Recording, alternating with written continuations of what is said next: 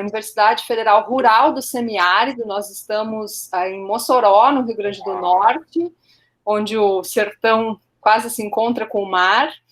E aqui na UFESA eu coordeno um laboratório que se chama Laboratório de Etnoecologia e Biodiversidade. E a minha fala de hoje, a nossa conversa vai ser baseada num capítulo de um livro que eu editei esse ano, que foi recentemente publicado. Depois a gente pode passar para quem tiver interesse o PDF. Ele não é um livro aberto, infelizmente, mas a gente pode compartilhar o PDF para fins didáticos e tal. E esse capítulo de livro ele foi escrito junto com o professor Vitor Lunardi, da UFESA também, onde a gente discute um pouco o título da palestra, né, as diferentes visões sobre a biodiversidade. Então, essa vai ser a tônica da nossa conversa de hoje, e aí eu vou compartilhar, então, uma apresentação com vocês aqui. Não é uma apresentação muito longa, porque eu acho interessante a gente ter bastante tempo para debater, já que é um tema relativamente polêmico, né? Diferentes visões, a gente já imagina que é possível que a gente tenha um debate sobre essas diferentes perspectivas, que certamente a gente vai encontrar aqui no nosso público. Agora a gente está com 20 pessoas, certamente essas 20 pessoas não pensam da mesma forma sobre a conservação da biodiversidade. Então, a gente vai ver ao longo da minha exposição, né, as diferentes tendências, visões sobre a conservação, e vamos ver onde é que vocês se colocam nesse, digamos, nesse espectro de visões sobre a conservação. Meu áudio está legal, pessoal? Sim. Então, eu vou compartilhar a tela aqui. Vamos ver se vai dar certo. Rafa, se eu compartilhar a tela, eu perco de ver o chat? Perde, mas você pode ir assistindo. Eu posso ir lhe dizendo quando aparecer alguma coisa aqui. Ok? Eu posso ir interferindo. Tá, que eu vou querer ver as respostas do pessoal, as perguntas que eu vou fazer. Então, vamos lá. Apresentar agora.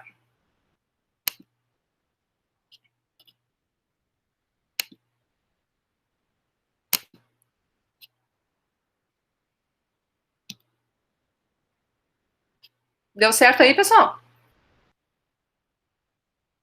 Ainda não. Aqui, pelo menos, ainda não apareceu. Ué.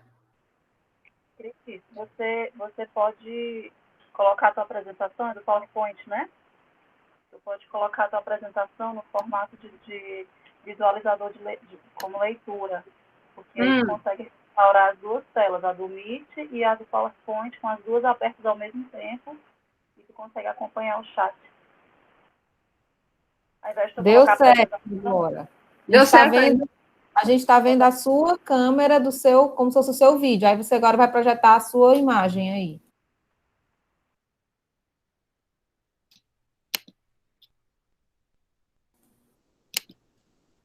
Eu já fiz isso milhões de vezes, sempre dá uma tretinha.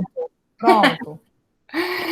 Tudo bem, pessoal. Então, na verdade, eu nem precisava ter projetado esse primeiro slide, mas era só para ter certeza que eu ia fazer a pergunta da maneira como eu redigi. Então, eu queria começar a nossa conversa perguntando para as pessoas que estão participando por que a conservação da biodiversidade é importante. Não é para escrever uma redação, não é para dissertar, mas de forma sintética, em uma frase, por que cada um de vocês, do ponto de vista pessoal, e claro, baseado nas suas experiências sobre o tema, ou se não tem experiência sobre o tema, nas suas impressões, né? Alguma opinião a gente tem, porque afinal é um tema que está pautado na mídia, mesmo quem não é da área, alguma opinião, imagino que tenha sobre isso aí.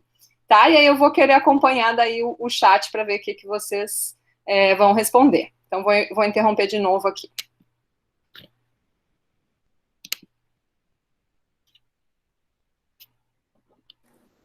Bora, pessoal, interagir aí. Pode ser palavras-chave, não precisa fazer uma superestrutura, mas para a gente pensar ideias mesmo. Então, por que é importante, pessoal, conservar a biodiversidade? Qual seria a motivação de conservar? Então, primeira resposta aqui, base da sobrevivência. Opa, tá aparecendo. Deixa eu ir anotando. manter equilíbrio.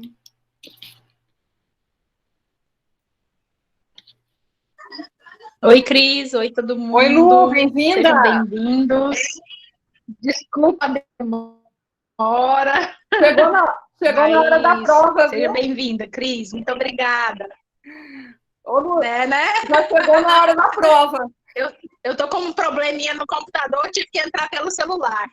Ô, Lu, para começar a conversa, eu perguntei aqui para todos os participantes por que é importante conservar a biodiversidade, numa frase curta. Ah, certo. No chat. Já te apresentaram aí, então, Cris? Já tá tudo certo. Já. Boa palestra aí para você e muito obrigada, viu? De nada, Lu. Vamos junto.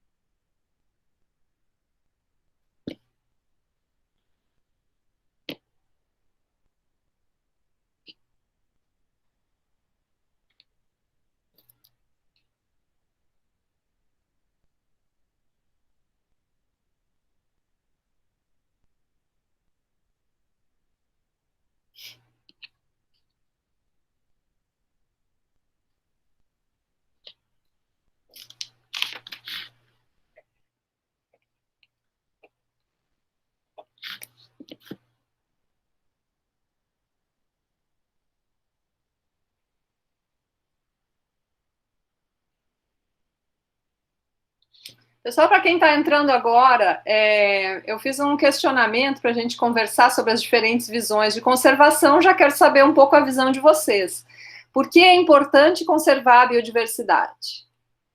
Então, quem estiver entrando agora pode responder aí no chat por que é importante a gente conservar a biodiversidade. Não pode copiar as anteriores.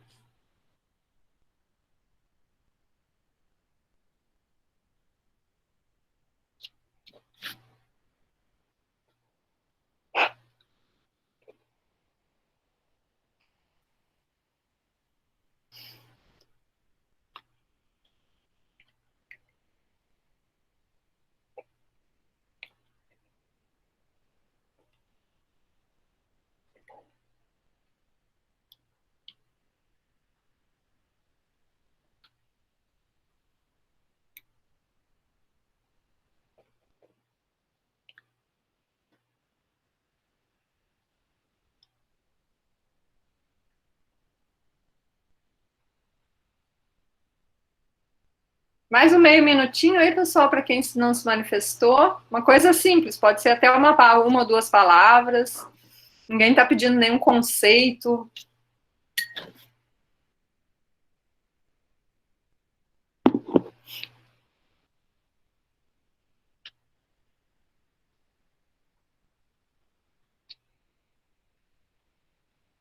Uhum.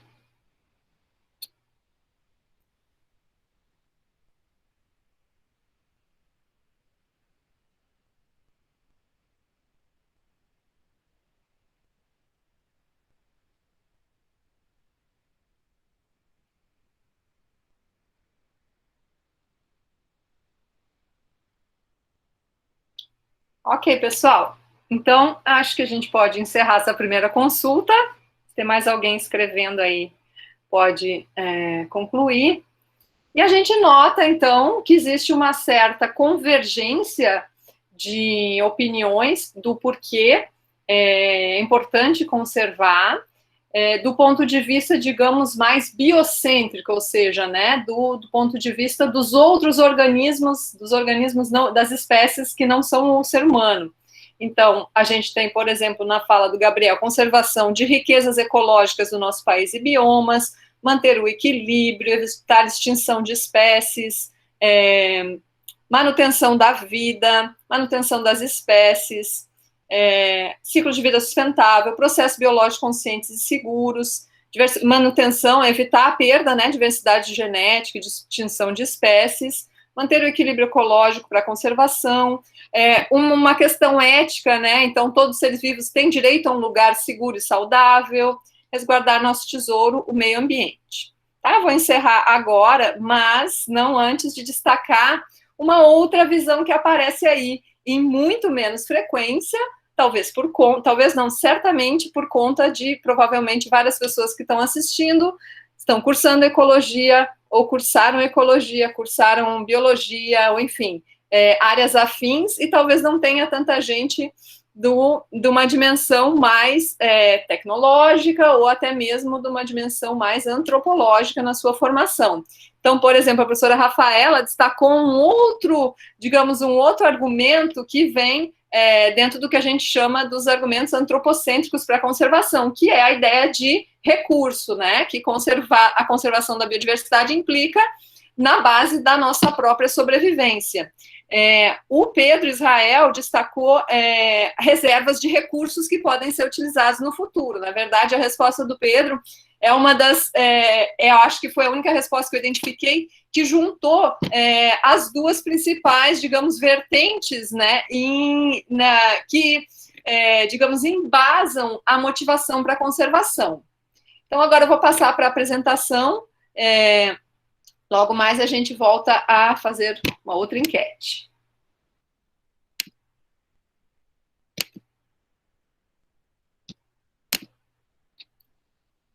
Chegou aí, pessoal? Ainda não. Nossa, acho que o meu processador tá meio... não tomou café, né?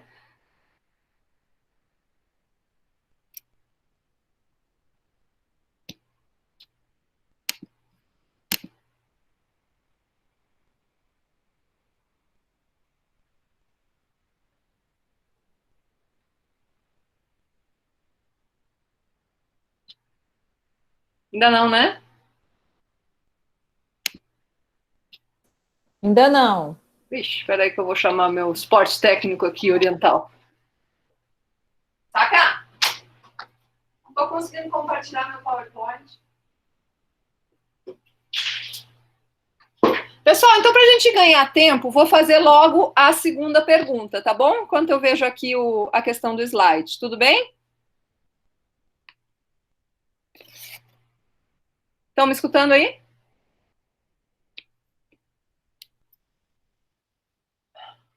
Então tá, beleza.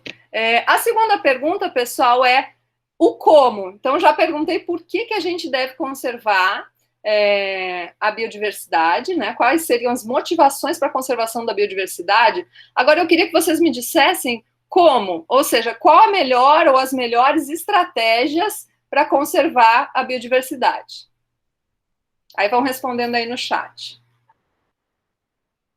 Agora eu vou usar o chat, mas eu não estou conseguindo compartilhar meu PowerPoint, que está abertinho aqui, tudo normal.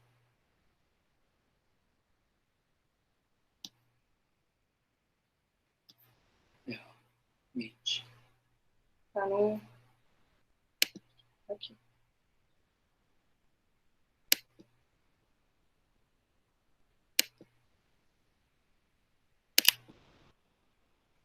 Olha, não aparece aqui, tá vendo? Ah, no PowerPoint. No PowerPoint, não. Aqui o PowerPoint.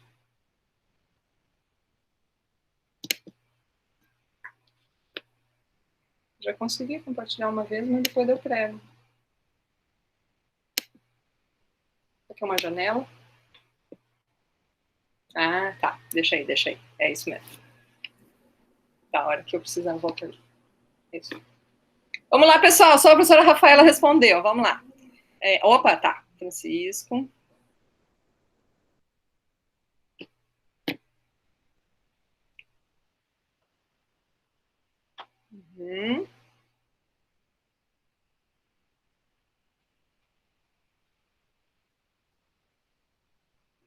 Então, seria, pessoal, a pergunta, né? Qual ou quais, né, as principais ações que a gente deve fazer para conservar a biodiversidade?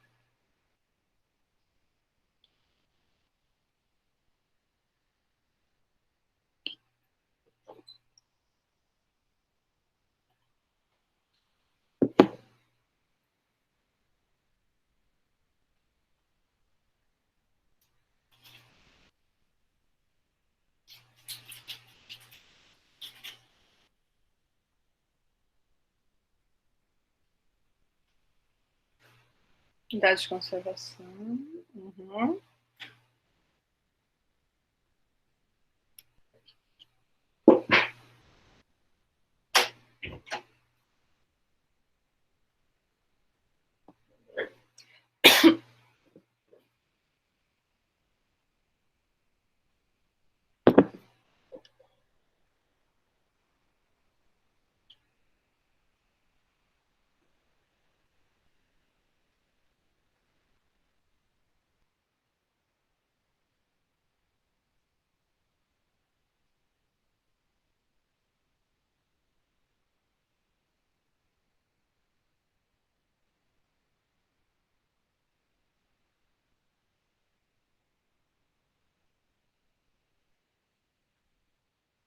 Vamos lá, pessoal. Quem mais quer colaborar aí para a discussão?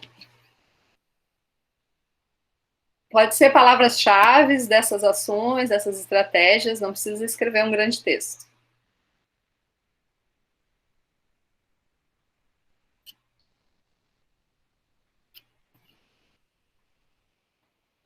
Ó, temos aí até agora seis opiniões, de 25, hein? Então, tirando eu, 24. Então, precisamos ampliar a amostragem.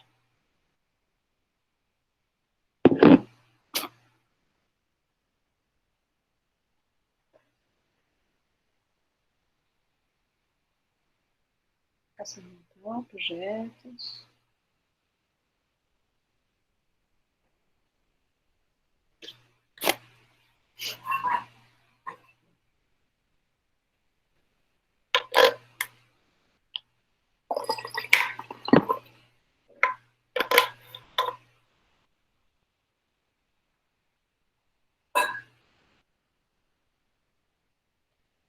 Então, já vou fazendo aqui um apanhado das opiniões que a gente tem. Mudar hábitos de consumo, ações.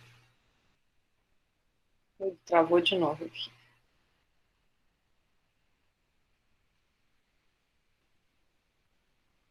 Ó, tem. Reservas naturais. Opa. Legal, estão surgindo. Vou esperar mais um pouquinho que estão aparecendo mais respostas.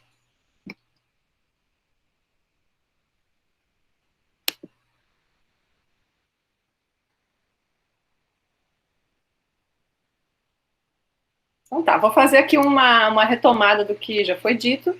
Utilizar pensando na sustentabilidade, hábitos de consumo, a questão do modelo agrícola, né? Reduzir o uso de pesticidas, ações sociais e técnicas, conscientização da população, que já dialoga com o seguinte, educação ambiental, que foi mencionado por várias pessoas, unidades de conservação, apoiando projetos sustentáveis e um maior rigor nas leis ambientais. Diminuir o egoísmo da humanidade, né, que foi mencionado como uma utopia, reservas naturais, e um pensamento futuro de mundo mais verde e limpo, então também tem um pouco,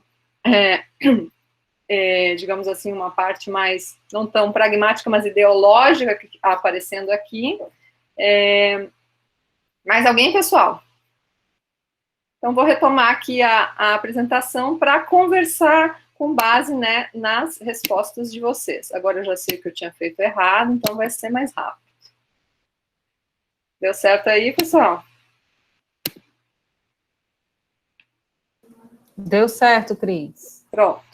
Então, vamos conversar um pouco sobre as motivações e abordagens para a conservação, que foi a minha primeira pergunta, onde a ampla maioria respondeu motivações de cunho que a gente chama de biocêntrico, ou seja, pautado na defesa do direito à vida de todos os seres, dos ecossistemas, da conservação dos ecossistemas, dos biomas, dos processos ecossistêmicos. Deixa eu ver o que mais que eu anotei, da diversidade genética, que está imbricada nisso também. De modo geral, essa foi a grande maioria das opiniões dos motivos, né, para a conservação.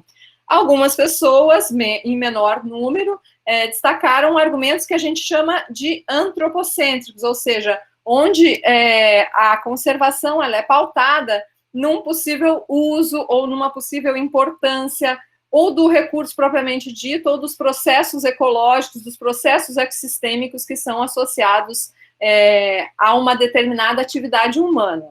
Então, vejam, um dos modelos é baseado nos seres vivos de modo geral, e o segundo modelo, claro que isso é bastante grosseiro, e ao longo da minha fala, justamente o que eu quero é refinar, digamos, né, as visões sobre conservação não tão restritas a esse contraste, mas é fato que essas duas escolas, digamos assim, de pensamento, que envolvem filosofia, como apareceu em algumas falas, que envolvem ética, né, o direito à vida dos outros organismos não humanos, mas também, dentro da ótica antropocentrista, o direito às populações humanas de usufruírem dos bens naturais. Então, essas, digamos assim, são as duas grandes escolas que pautaram esse debate. E o que a gente vai ver é que implicações cada uma dessas escolas tem e como que os cientistas hoje, os chamados biólogos da conservação, se dividem dentro do espectro que a gente vai ver a seguir.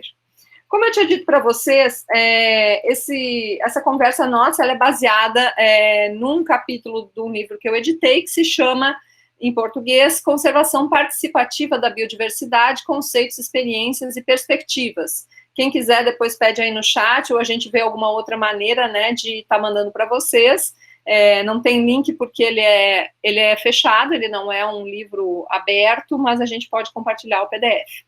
E nesse capítulo 2, eu e o professor Vitor nos debruçamos sobre as múltiplas perspectivas da conservação, desde o conceito até um debate acalorado, porque é um debate bem acalorado. A parte conceitual, o que é biodiversidade, eu vou pular, que foi justamente a parte mais que o professor Vitor desenvolveu e pode falar com mais propriedade, os números que a gente tem hoje em termos de biodiversidade, e eu vou focar, então, no debate, ou seja, nas diferentes visões que hoje a gente encontra no campo da conservação, que já apareceram, inclusive, na nossa enquete. E aí a segunda questão que eu fiz foi que ações ou estratégias são prioritárias para a conservação da biodiversidade. E aí muitos falaram na educação ambiental, mas também apareceu áreas protegidas, que hoje ainda é a principal estratégia.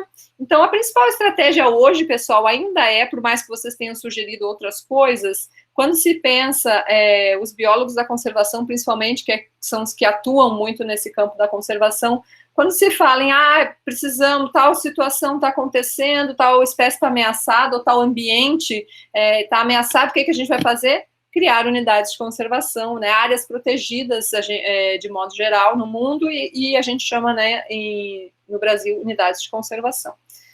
Então, esse é, digamos, o modelo hegemônico de conservação. Que também é chamado, pelo grupo que critica esse modelo, de Fortress Conservation, que quer dizer conservação de fortaleza. Por que fortaleza? Porque é fortaleza no sentido de isolar uma área dos humanos, né? Então, fazer uma fortaleza para aqueles seres e ambientes se protegerem da ação humana. Então, digamos, claro que existem muitas outras coisas acontecendo em conservação, vocês mesmos destacaram, projetos de manejo sustentável, mas ainda a gente pode dizer que até hoje o modelo que dominou a conservação é esse modelo das áreas protegidas. Então, aí vocês têm um mapa, né, de 2020, agosto de 2020, super atualizado, das áreas protegidas do mundo. Em verdinho as terrestres, em azul as marinhas e costeiras. E aí, qual é hoje em dia, né, um dos grandes projetos em termos mundiais desse modelo de conservação? Talvez alguns de vocês já tenham ouvido falar. No projeto Half Earth, ou seja, metade da Terra. Half é metade, Earth se refere ao nosso planeta Terra. Então, existe um projeto, né, que está sendo muito debatido, criticado, adorado, que se chama, então, Half Earth Project, que foi proposto pelo biólogo da conservação, Edward Wilson, que é um dos grandes nomes da conservação, e ele propõe uma coisa que parece bem simples na sua proposição, mas de dificílima implementação, que é reservar metade do planeta para a conservação dos ambientes naturais. E aí a próxima pergunta seria, mas que metade é essa, né? Então ele vai argumentar que os avanços da tecnologia, eles permitem a gente mapear a localização geoespacial, distribuição das espécies em resolução suficiente para escolher esses 50% onde a gente protegeria mais espécies.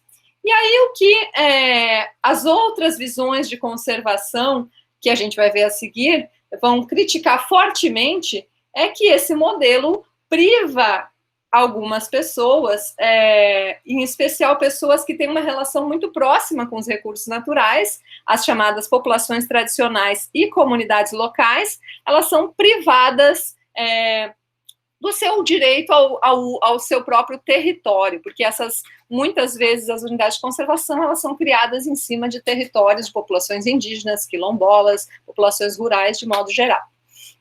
Então, quem fica de fora desse modelo de conservação?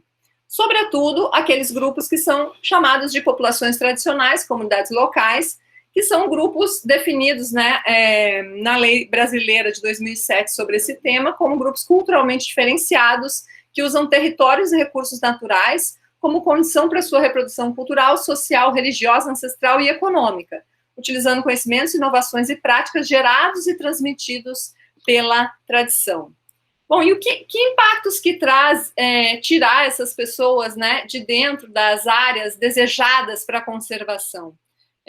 Aqui vocês têm em cima uma foto antes de passar para as consequências, é interessante destacar que esse modelo da Fortress Conservation, da conservação de fortaleza, ele veio dos Estados Unidos para as regiões tropicais a partir do famoso parque de Yellowstone, o primeiro parque nacional no mundo inteiro.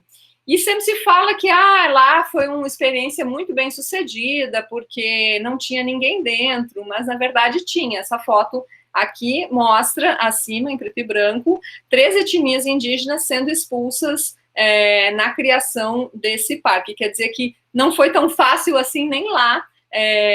Imaginem aqui quando a gente tem, né, no Brasil, nos trópicos, uma diversidade de povos ocupando as florestas, eu digo florestas de modo geral, mas a gente fala de todos os ambientes. Então, quem fica de fora? Essas populações. E o que implica esse tipo de modelo de conservação do ponto de vista social? Para essas populações, significa ameaças significativas à sua soberania alimentar e aos seus meios de sobrevivência, ou seja, muitas vezes são criadas essas áreas, essas populações ou são expulsas, jogadas na cidade, sem nenhuma estrutura, e acabando, né, aprofundando o impacto ambiental nas cidades ou nas periferias, em uma condição subhumana. E, do ponto de vista dos que ficam, ou seja, né, mesmo em situações onde eles não são expulsos das suas áreas, dos seus territórios, eles têm uma grande ameaça à sua soberania e à sua segurança alimentar, ou seja, eles não podem mais caçar, não podem mais plantar, e ficam, então, definhando dentro das unidades de conservação. Então, vejam, se as chamadas metas de Aichi, ou Aichi, da Convenção da Diversidade Biológica tivessem sido cumpridas, né, que são metas importantes que foram delineadas no âmbito da Convenção da Diversidade Biológica até 2020, não foram cumpridas, mas se elas tivessem sido cumpridas, então essas populações teriam sofrido ainda mais. Mas não são só as populações tradicionais e comunidades locais. O que seriam essas comunidades locais? Comunidades principalmente agricultoras do mundo inteiro, que sofrem os impactos sociais desse modelo hegemônico de conservação.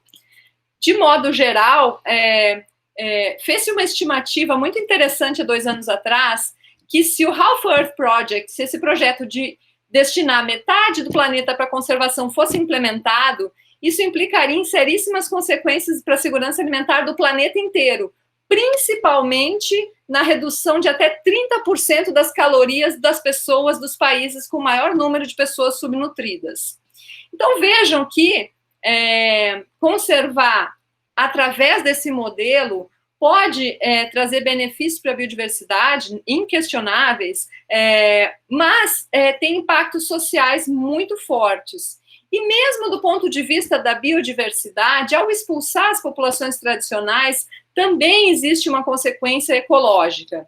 E aqui eu apresento só 3 exemplos, mas existem muitos estudos mostrando os impactos ecológicos da conservação. E quando eu digitei esse título, eu achei até engraçado, né? Impactos ecológicos da conservação parece um oxímoro, né? Aquela figura de linguagem contraditória. Mas por que eu digo isso? Porque esses povos indígenas e comunidades locais, claro que vocês podem pensar em exemplos que são exceções, o cacique tal, que vem de madeira, cada um já ouviu falar numa história cabulosa de pessoas, entre aspas, que se venderam ao sistema capitalista, inclusive entre as populações tradicionais. Mas, de modo geral, o que as evidências têm mostrado em periódicos extremamente renomados, como Nature, Forest Ecology and Management e esse Environmental Science and Policy, que as populações indígenas e locais desempenham um papel crucial na proteção da biodiversidade, no mínimo igual das áreas protegidas, quando não mais ainda que elas. Claro que por motivações diferentes. Então, lembrem quando eu comecei a nossa conversa, a gente falou das motivações para a conservação, certamente a motivação dessas populações é a própria sobrevivência, como algumas pessoas falaram quando eu perguntei lá no chat, por que conservar? Para a nossa sobrevivência. Então, para essas populações, conservar é manter a floresta em pé, em muitos casos, é a sua fonte de renda, porque sem floresta não tem caça, sem floresta não tem fruto. E sem floresta não tem boa agricultura por causa do serviço de polinização.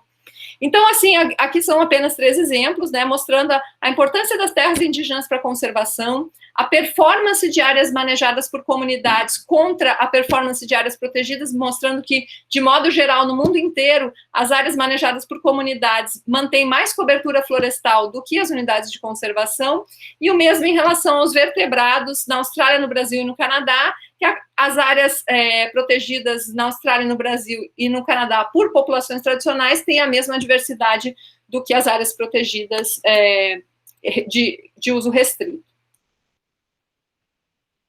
E aí, com base em todas essas críticas dos impactos sociais e dos impactos ecológicos da conservação, um monte de alternativas vem surgindo, as chamadas novas abordagens em conservação, que eu chamei lá no livro de conservação participativa da biodiversidade. Por quê? Porque é um nome guarda-chuva que abriga um monte de abordagens, mas todas têm como premissa envolver as populações tradicionais ou locais na conservação da biodiversidade, ao invés de simplesmente expulsá-las, jogá-las nas cidades e se apropriar dos seus territórios tradicionais.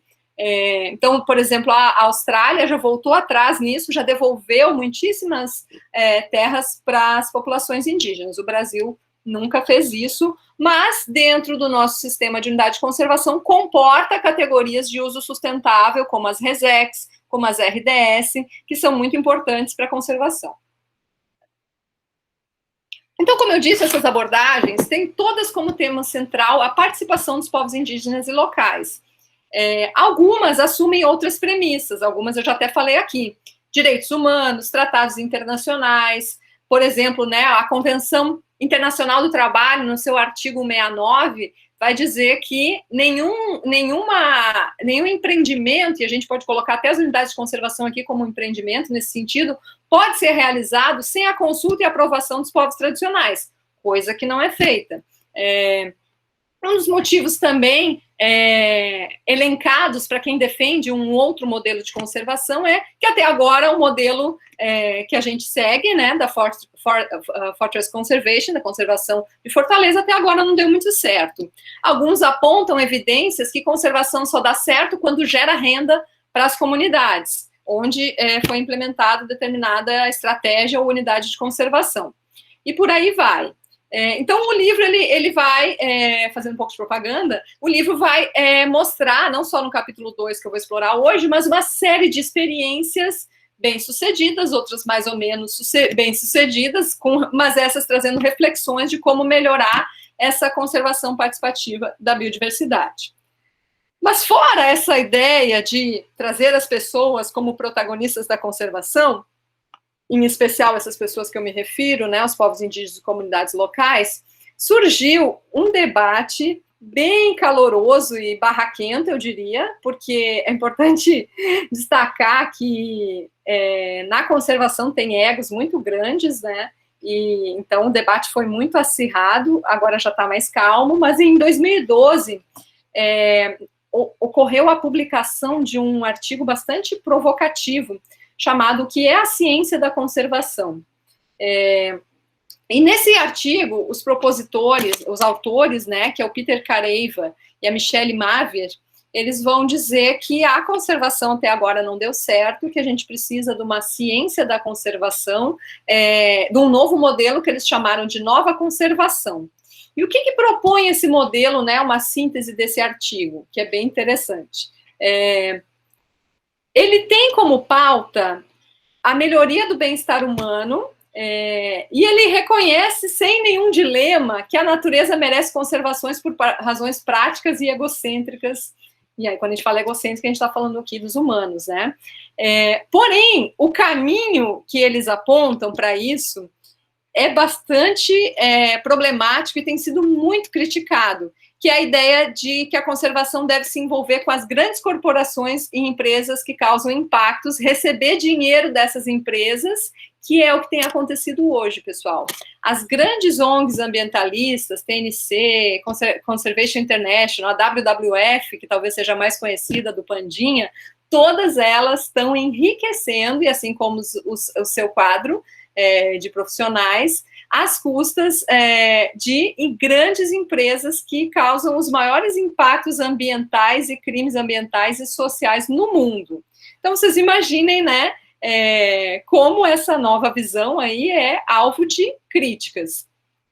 E aí, mas assim, então até agora, vamos recapitular um pouco, nós vimos, né, a visão hegemônica, que é a Fortress Conservation, a conservação de fortaleza, que exclui as pessoas, né, e simplesmente põe uma área protegida lá, e as pessoas que se virem.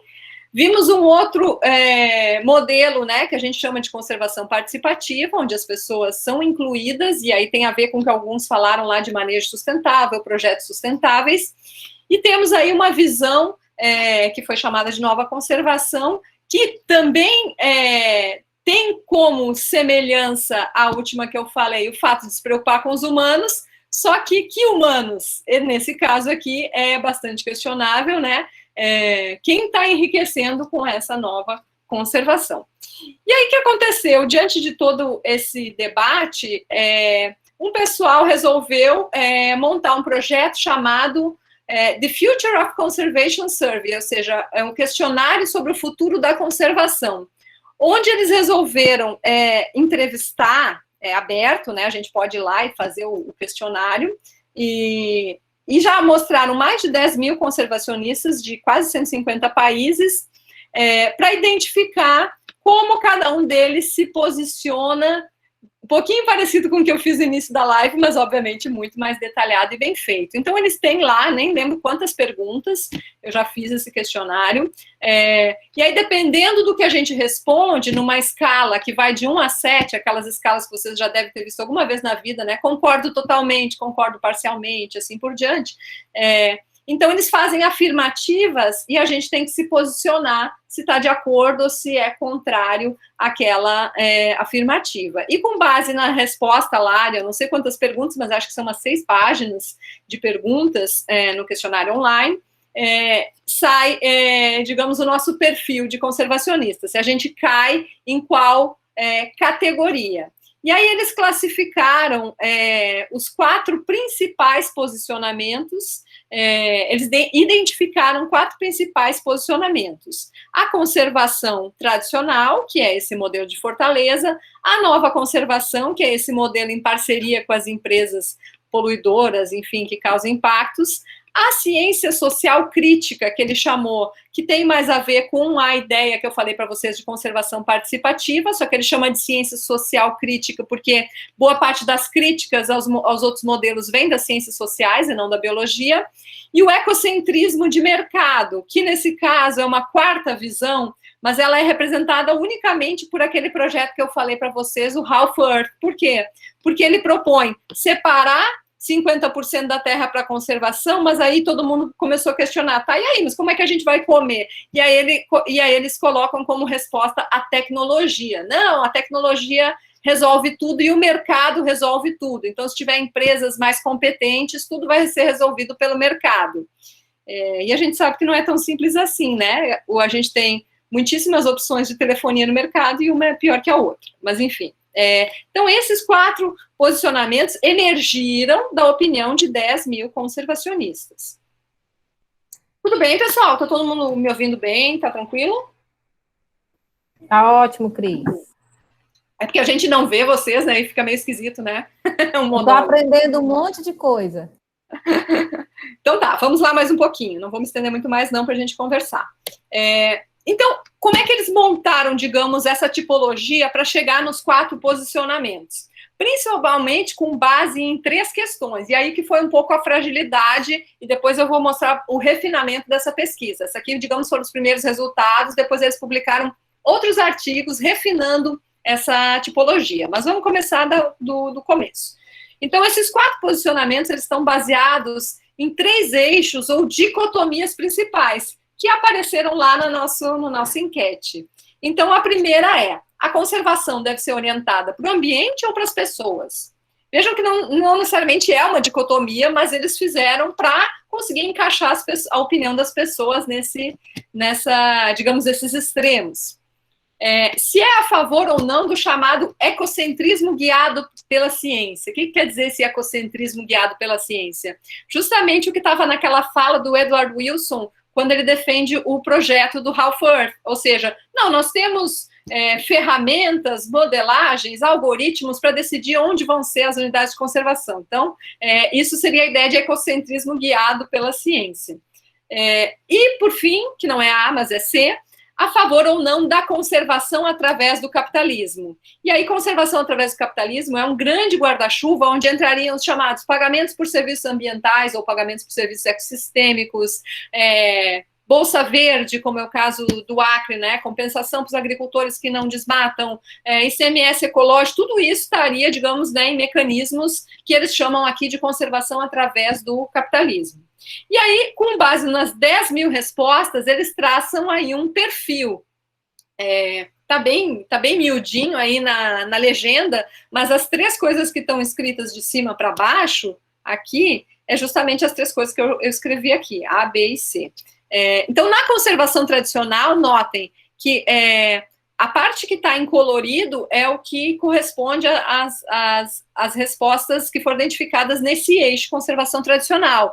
Então, o primeiro eixo aqui se é para ser baseado nas pessoas ou no ambiente. E aí a afirmativa é mais centrada nas pessoas ou menos? Então, menos está à esquerda. Então, todos os conservacionistas tradicionais estão aqui à esquerda, dizendo que tem que ser menos centrada nas pessoas e mais, ao contrário de outros que estão mais centrados nas pessoas, como é o caso aqui da nova conservação. Na segunda linha, a gente tem favoráveis ao ecocentrismo científico ou desfavoráveis. Aí, novamente, a conservação tradicional vai ser favorável e a nova conservação não vai ser tão favorável, mas vai ter um gradiente aqui. E mais embaixo, se é a favor da conservação através do capitalismo. Aí a conservação tradicional é bastante contrária e a nova conservação é bastante a favor. E as outras 2 posições, que tem menos representantes, então notem que aqui nesse primeiro slide a gente tem uma grande dicotomia, e aqui embaixo nós vamos ter um pouco menos representantes, mas ainda assim 2 visões importantes que são justamente expressas aqui pela ciência social crítica, que vai ser totalmente centrada nas pessoas, ciência social crítica, vai ser contrária a decidir, por exemplo, unidades de conservação somente com base em critérios científicos, então ela vai se posicionar aqui à esquerda, e também vai ser contrária, porque é uma ciência social crítica, à abordagem capitalista. Então ela vai dizer que justamente é o capitalismo que está promovendo a maior conversão, né, de terras, de ambientes naturais para pastagem, para agricultura, então não faz sentido a saída pelo capitalismo. E, por fim, a visão que eu falei para vocês, que isso praticamente só tem um representante, o Edward Wilson, que é justamente a conservação através da ecocentrismo de mercado, que é aquela ideia de salvar a metade da terra e confiar no livre mercado e na tecnologia para salvar o ambiente. E é claro, pessoal, são 4 grandes modelos, digamos, mas as pessoas transitam entre eles, porque são várias alternativas para marcar. Eu, por exemplo, fiz o questionário hoje, vocês podem fazer vocês também. Vocês acessam lá www.futureconservation.org e aí vocês vão na opção Take the Survey, que é, né, faça o questionário. E eu mesma não fiquei feliz com o meu posicionamento. E eu vejo que, vou dar uma dica para vocês, se vocês quiserem fazer esse exercício, essa brincadeira, que não é uma brincadeira, é interessante, né? Quando vocês não concordarem, não marquem a menos ruim, fiquem neutros, que aí eu acho que o algoritmo não joga para o lado errado. Talvez, não sei. Eu não tive tempo de refazer, mas o fato é que ele disse assim, que com base nas minhas respostas, eu sou muito mais, apesar que está no meio, né? Não foi para nenhum extremo, mas eu estou mais inclinada a pensar nas pessoas do que nas outras espécies, quando eu penso em estratégias de conservação. Vejam que não é um ou outro, mas eles fazem essa dicotomia para a gente se posicionar. Eu tendo a não confiar tanto no ecocentrismo guiado pela ciência, ou seja, eu acho que é importante ouvir as pessoas na conservação, por isso que ficou bem para cá. Mas o gozado é que ficou conservação através do capitalismo, que eu sou bastante reticente, para dizer o mínimo. Eu imaginei que eu ia ficar pelas minhas respostas bem para cá, mas não, ficou um pouquinho mais para cá. Depois eu explico mais, talvez, na discussão, por que eu acho que isso aconteceu. Eu acho que tem a ver, em parte, porque tinha uma questão que é muito típica do pessoal da nova conservação, que é dar valor a ambientes alterados para a conservação, porque os conservacionistas só querem aquele que não foi mexido para nada, que praticamente não existe mais, ou nunca existiu desde que a humanidade está aqui. E aí eu marquei que áreas como áreas agrícolas bem manejadas e tal também podem ser importantes para a conservação, então acho que é por isso que talvez me colocaram mais para cá. Façam um exercício vocês, se tiverem interesse, depois vejam se vocês acham que foram bem classificados pelas perguntas e pela ferramenta de análise.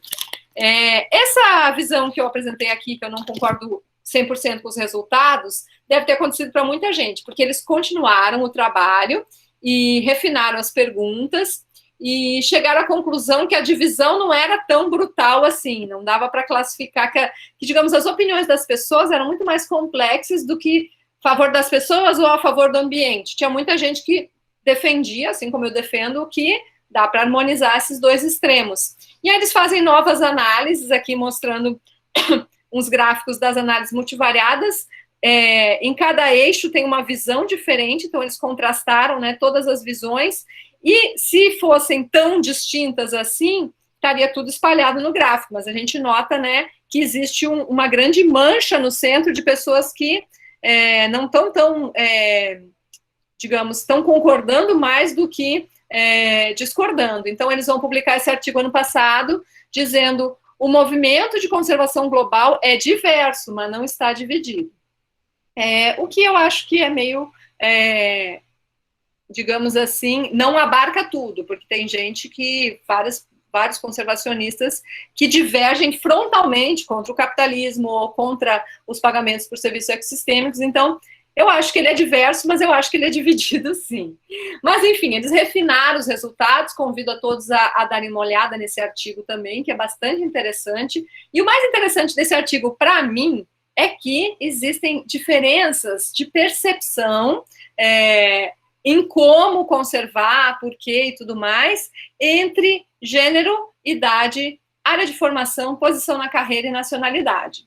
Então, na verdade, sexo feminino e masculino, vocês notem, aqui é o chamado baseline, essa linha pontilhada, ou seja, não sei se eles usaram média, mas enfim, o centro da distribuição das respostas, talvez mediana, e quando sai daquele centro ali, a gente tem mais para um lado ou mais para o outro. Então, veja aqui, ó, na primeira que se refere a homens e mulheres, só consideraram binário, a gente vai ter os homens como neutros em relação à conservação ser centrada nas pessoas, e as mulheres tendem a achar mais importante a conservação centrada nas pessoas do que a conservação centrada nos outros organismos. Por outro lado, as mulheres acham que não é tão importante considerar as ferramentas científicas da biologia da conservação na hora de pensar em conservação. E, curiosamente, elas são quase neutras, mas um pouquinho mais favoráveis do que os homens à conservação através do capitalismo.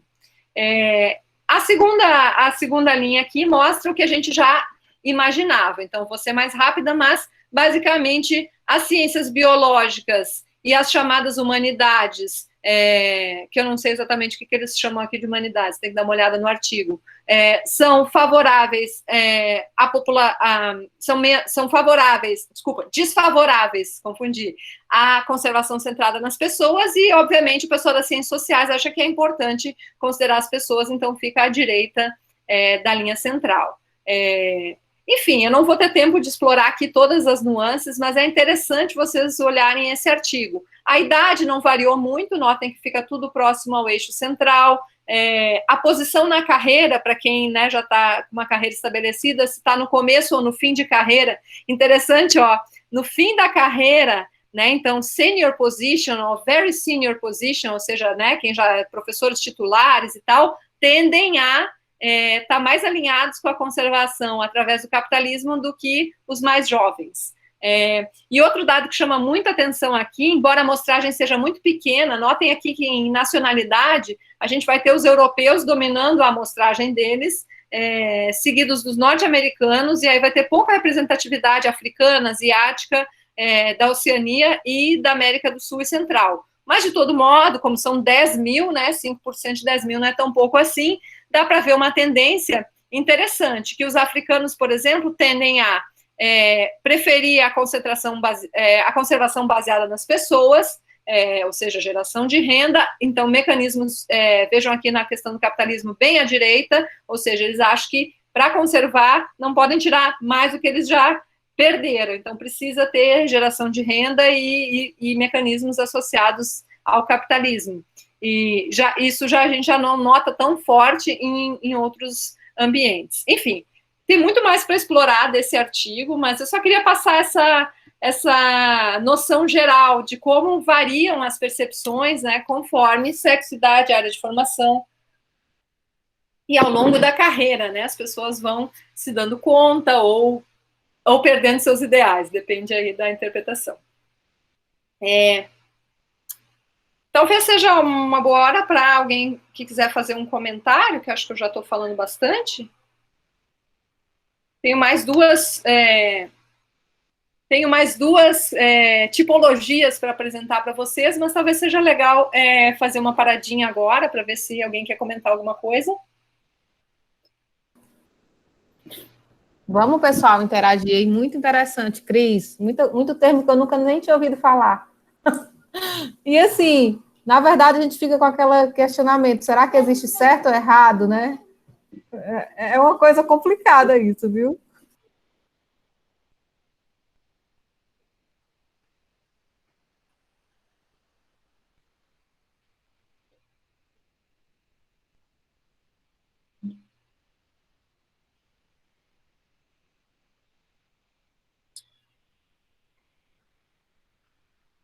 Ah, que legal, vi que tu botou já o link aqui para o pessoal, né?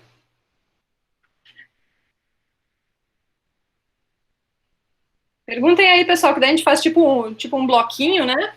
Cris, o Daniel Lira fez uma pergunta. Qual a sua opinião sobre o movimento ambiental do anarquismo verde? Oi, Daniel. Daniel, não vou poder te responder, não tenho muita leitura crítica, conheço, assim, muito superficialmente o movimento. Até, de repente, se tu quisesse dividir um pouco aí com a gente, acho que seria legal. Ele pode... O microfone dele tá aberto, Rafa? Ele pode... Eu vou abrir aqui, só um minuto. Ah, puxa. Ah, ele não está com micro, só no celular. Mas não dá para você falar, não, Daniel?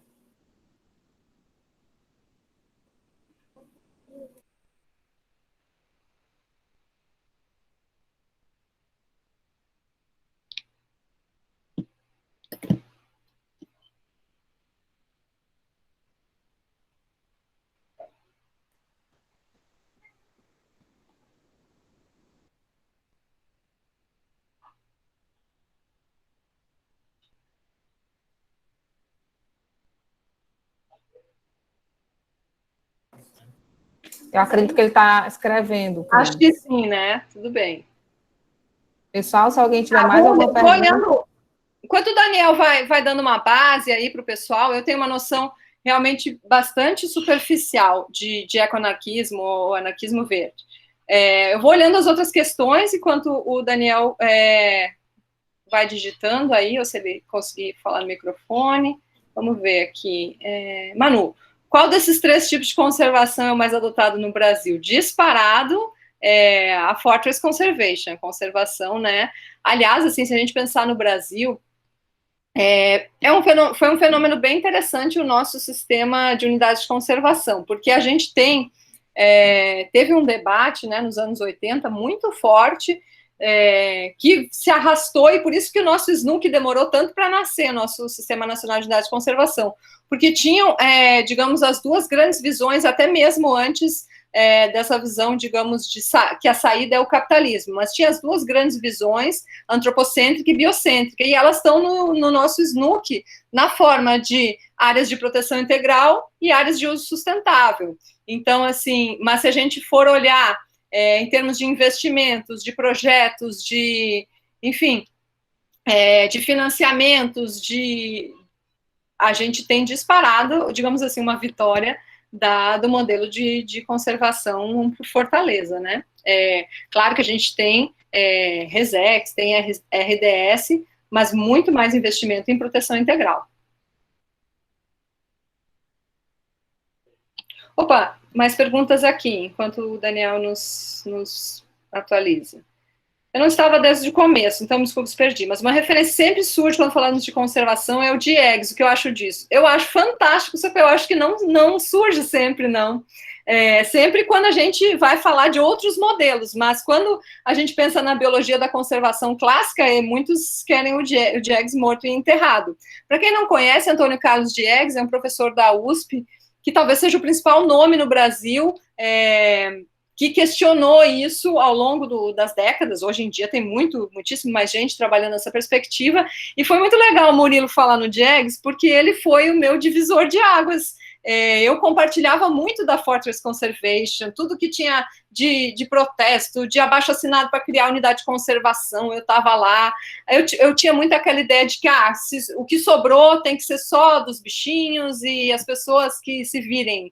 E foram os livros do Diegues que me abriram os olhos, que os cenários são mais complexos, né, do que simplesmente tirar as pessoas e conservar.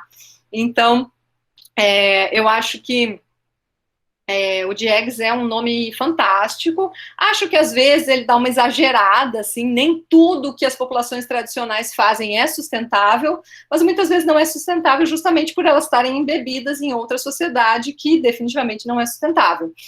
Mas eu gosto muito das obras dele. O Mito Moderno da Natureza Intocada mudou minha vida. Aquela leitura ali, assim, me revolucionou enquanto bióloga. Eu estava na metade do curso e eu larguei, eu estava trabalhando justamente numa unidade de conservação e eu saí fora e me dei conta que esse modelo não nos serve aqui nos trópicos. E com isso, eu não quero dizer que eu seja contra 100% as áreas de proteção integral. Acho que elas têm um papel ecológico importante, mas elas não devem nem de longe ser a principal estratégia para a conservação. Já me posicionando um pouco antes do final do debate. O Daniel respondeu aqui, pessoal. Movimento centrado na parte da origem humana pregam que o sistema capitalista meio que corrompeu o humano e o deixou acomodado, que o humano é uma espécie animal como qualquer outra, deveria ser autônomo, com permacultura, viver inserido no seu ecossistema, eu acho, né, foi o corretor, o equilíbrio natural. Ele estudou um pouco na quarentena, achei interessante. Interessante, Daniel, eu não conheço, mas eu acredito que deve ter contribuições importantes, sim, porque o anarquismo, de modo geral, não só o anarquismo, ele traz reflexões que eu acho fundamentais acerca de outras formas de organização, ou seja, a gente não pode confiar ao Estado toda a conservação da natureza. Eu vejo, por exemplo, a agroecologia, movimentos que exercendo um papel muito importante na conservação, sem amparo nenhum estatal, e muitas vezes gerida por princípios de auto-organização, como preconiza, né, o anarquismo. Então, eu acho que deve ser uma abordagem interessante, mas, assim, eu não tenho leitura para realmente dar uma opinião. Mas eu achei legal o teu comentário, porque até me instigou, e deve ter instigado aí todo mundo que está na quarentena a fazer essa leitura. Se tu tiver até alguma indicação de autor e bibliografia, joga aí no chat para gente. Beleza. Deixa eu ver se eu deixei mais algum comentário de lado. Diegues já foi, conservação, anarquismo, acho que foi todo. Rafa, me ajuda aí se eu respondi todo mundo?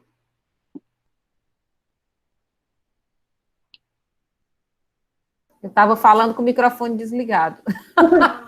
Acredito que tenha respondido sim. Tá, tem mais um comentário aqui do Murilo antes de eu voltar.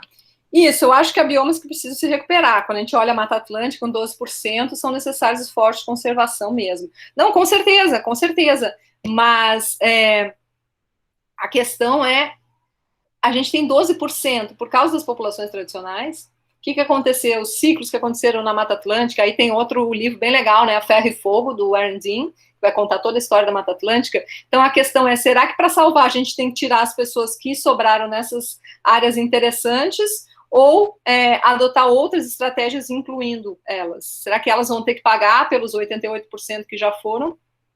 Então, é um pouco esse debate, mas sem dúvida, especialmente a Mata Atlântica, é fundamental ter áreas, porque quando a gente está falando em incluir as pessoas, não quer dizer que elas podem fazer tudo em toda a área, e sim que elas não devem ser privadas dos seus meios de subsistência, aprofundando a pobreza, aumentando o impacto em outras áreas. Mas eu concordo, todos os biomas têm que ter esforço de conservação, a gente tem que pensar em que estratégias são mais adequadas para cada um deles. Obrigada, Murilo. Vamos voltar lá, então, na apresentação, daqui a pouco a gente conversa mais. Depois eu queria saber, Cris, que eu fiquei bem curiosa sobre as imagens do banner, o significado daquelas fotos. Ah, sim, tá bom. Vamos lá, então, vou voltar lá. Imagens do banner, só que foi um meio... Tá, então, as imagens do banner, vejam só, pessoal, a Rafa está perguntando aí sobre as imagens do banner, o que elas representam. Foi uma tentativa... Não vou falar agora, não. O que acontece? Elas representam a próxima tipologia que eu vou apresentar, que é a que eu gosto mais. Até agora eu falei do que as outras pessoas fizeram de tipologia, mas tem uma que eu gosto muito, porque ela foi feita por um latino-americano, então acho que ela é muito adequada para a nossa situação, né? Do chamado Sul Global. E aí depois vocês vão entender o que é cada uma dessas imagens. É cada uma dos quatro tipos que esse autor que eu gosto muito, que é Arturo Escobar, ele vai falar. Então, vamos para ele. Aqui está ele. Então, vejam que essas tipologias que eu mostrei até então foram feitas por autores de fora, mostrando a maioria europeus e norte-americanos. E aí, eu vou mostrar uma mais antiga, mas que eu descobri ao longo dos meus estudos e acho que faz muito sentido para a gente. Quando eu digo a gente, eu falo do chamado Sul Global, né, que inclui a América Latina, dos chamados países em desenvolvimento. Na época que ele propôs essa tipologia, ainda eram os países de terceiro mundo. Então, ele vai dizer o seguinte, que tudo que esse modelo da Fortress Conservation, da Convenção da Diversidade Biológica, das suas metas e tudo mais, que é legal, mas ele não discute com profundidade os fatores econômicos associados à perda de biodiversidade. Então, se vocês olharem, por exemplo, a Convenção da Diversidade Biológica, o texto base, e depois o texto das COPs, né, dos encontros posteriores, vocês vão encontrar, por exemplo, assim, mudança de uso da terra, como sendo um dos principais drivers, né, que a gente chama para o desmatamento. Mas que mudança é essa? Não vai e fala, é a agricultura de larga escala, é a pecuária.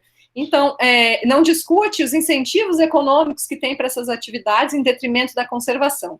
Então, essa primeira perspectiva, essa número 1, manejo de recursos, ela sobrepõe muito com o modelo da conservação de fortaleza. Vamos criar áreas protegidas, cada vez mais áreas protegidas. No que essas áreas estão protegendo? Uma ilha no mar de soja? Uma ilha no mar de cana?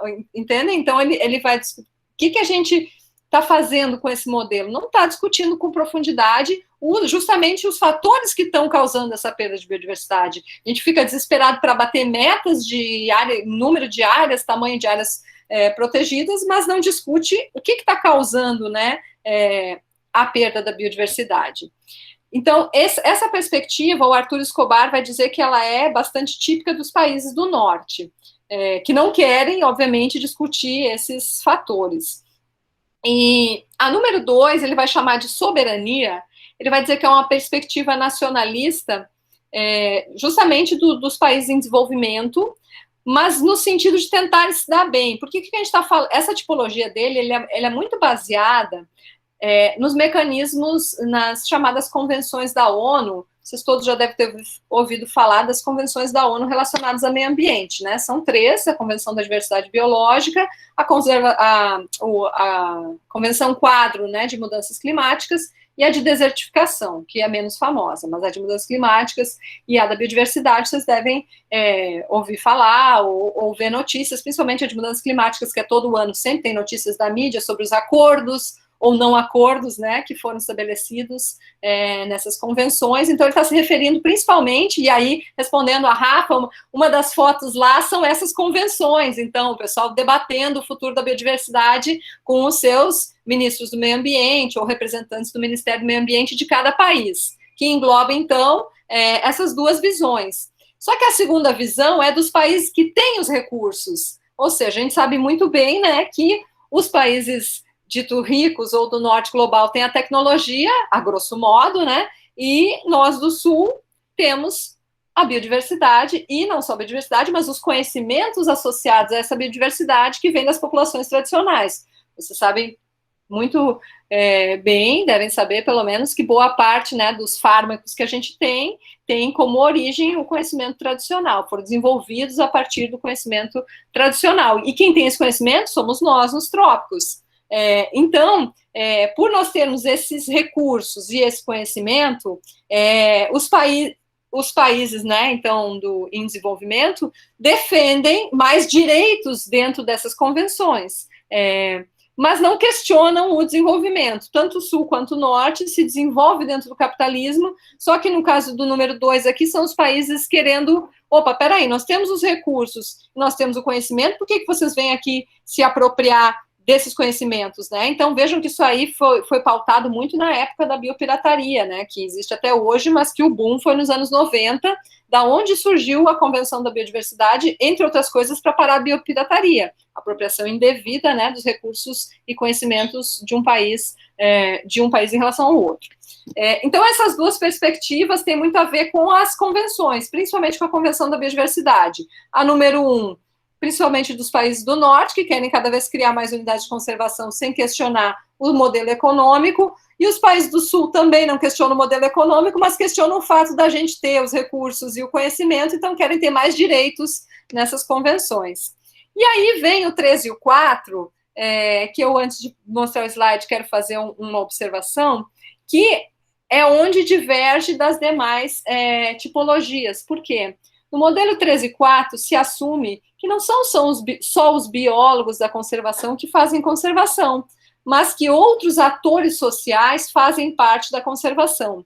E aí, em vez de falar, por exemplo, das ONGs grandes, que é bom destacar, que estão aqui no número 1, as ONGs grandes como TNC, Conservação Internacional, WWF, são todas dentro dessa ótica, né, de manejos de recursos que não discute o modelo econômico, e agora, mais ainda, não só não discute, como está pegando dinheiro das grandes empresas. E aí, agora, o 13 e o 4 vão trazer uma perspectiva muito interessante, que é dos outros atores em conservação. E aí a gente vai ter as ONGs locais, as ONGs pequenas, que são o número 3.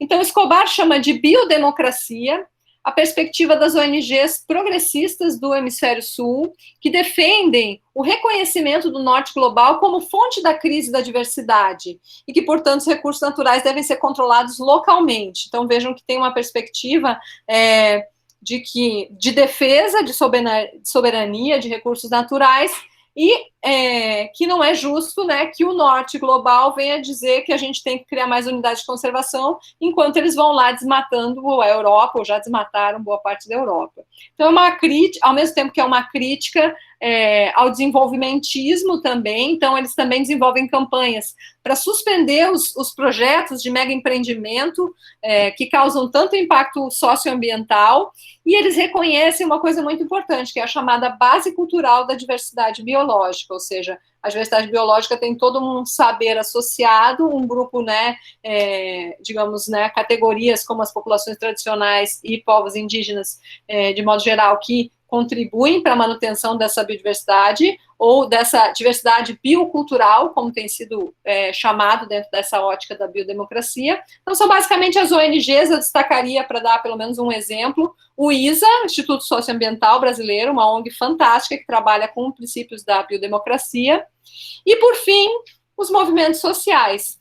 Então, quando a gente tem uma tipologia que só classifica os biólogos ou os cientistas sociais, a gente está desprezando uma contribuição muito importante, que é dos movimentos sociais, que defendem, ao defender os seus próprios territórios, eles defendem a biodiversidade, dentro de uma ótica bastante variada, dependendo de cada grupo, né? Se a gente está falando em grupos indígenas, a gente está falando de uma outra visão de mundo, de Mãe Terra, ou dos povos indígenas de Pachamama, onde a conservação dialoga até com aquela perspectiva mais biocêntrica, de entender que todos têm direito à vida, todos os seres. Então, ele chamou de autonomia cultural, uma perspectiva dos movimentos sociais e dos povos indígenas e comunidades locais, tem semelhanças com a número 3, mas eles estão focados na defesa do seu território, da sua cultura, da sua identidade. Então, em outras palavras, a defesa da chamada diversidade biocultural, não só de recursos ou da biodiversidade por si, número de espécies, ou enfim. E aí tem um exemplo, né, que eu acho bastante interessante, principalmente para quem é da região. Eu sei que tem gente que está participando hoje de várias regiões, mas para quem é daqui dos arredores, já deve ter ouvido falar da comunidade do Cumbe, em Aracati. E aí tem uma foto, né, da comunidade do Cumbe dizendo: a energia limpa, sua instalação não. Então, mostrando que esses grandes empreendimentos, né, que causam grandes impactos sociais. E, na verdade, nem a energia é tão limpa assim, porque em várias visitas que eu já fiz lá no Cumbe, a gente vê a eólica mudando toda a dinâmica de dunas e do lençol freático, mas nem vou entrar nessa seara agora. Mas o fato é que, ao barrar esses movimentos sociais, ao tentar barrar esses grandes empreendimentos, eles estão contribuindo e muito para a conservação. Então, se ainda tem biodiversidade no Cumbe, que é um exemplo bastante interessante aqui próximo a gente, é porque eles estão lutando para barrar empreendimentos e mesmo assim não conseguem, porque, claro, a força do capitalismo é muito maior, então eles enfrentam os impactos socioambientais da eólica, já enfrentaram da carcinicultura na defesa dos seus territórios. E assim o fazem povos indígenas defendendo contra garimpeiros, povos indígenas defendendo contra madeireiros. Então, essas populações, elas fazem, talvez, na minha opinião, e aí é bem polêmico, mais do que muitos biólogos da conservação dentro do seu escritório desenhando unidades de conservação, já provocando para a gente ter debate. Então, é importante olhar a perspectiva número 4, das populações, por exemplo, aqui da nossa região, fazendo agricultura ecológica, agroecologia, e não plantando mais melão dentro do pacote tecnológico, que está causando um grande declínio das abelhas, por exemplo, né? Então, tem muitas formas que as populações tradicionais e comunidades locais, não porque elas querem ser conservacionistas, mas porque o meio de vida dela é tão imbricado com a natureza, com o ambiente natural, com os bens naturais, como muitos chamam, que eles são indissociáveis, e por serem indissociáveis, eles, ao defender seu território, defendem também as outras formas de vida. Por mais que vivam e tirem sua renda a partir delas, mas utilizando o seu conhecimento para manter as populações, as espécies e assim por diante. E, para finalizar, uma tipologia que saiu ano passado, que é bastante interessante porque ela problematiza, bota o dedo na ferida mesmo, né? Então, tá em inglês aqui, pessoal, na correria eu não traduzi a tabela, mas a gente faz isso junto agora. Então, outra tipologia, outra proposta para conservação. E esses autores, eles vão dizer o seguinte, olha, a gente identifica 4 posicionamentos. E como a gente classifica esses posicionamentos? Se é a favor do capitalismo, acha que a conservação e o capitalismo juntos dão certo, ou além do capitalismo, ou pós-capitalistas, que aí, obviamente, né, diz que o capitalismo não funciona para conservação. E ele identifica uma outra dicotomia, eles, né, são 2 autores. Se aquela perspectiva acha que natureza e cultura são separados, ou se natureza e cultura são indissociáveis. E aí vai posicionar em 4 grupos, que, claro, não são tão diferentes, cada tipologia muda um pouco, né, mas tem grupos que vão continuar sendo representados em todos. Então, o modelo da conservação de Fortaleza, eles vão chamar de Mainstream Conservation, que é um modelo, né, que separa natureza e cultura, que não questiona o capitalismo, que separa natureza e cultura, ou seja, a gente precisa tirar o ser humano e criar uma unidade de conservação. E já a nova conservação é baseada no capitalismo, mas vai além dessa dicotomia, defende, por exemplo, a conservação de paisagens alteradas.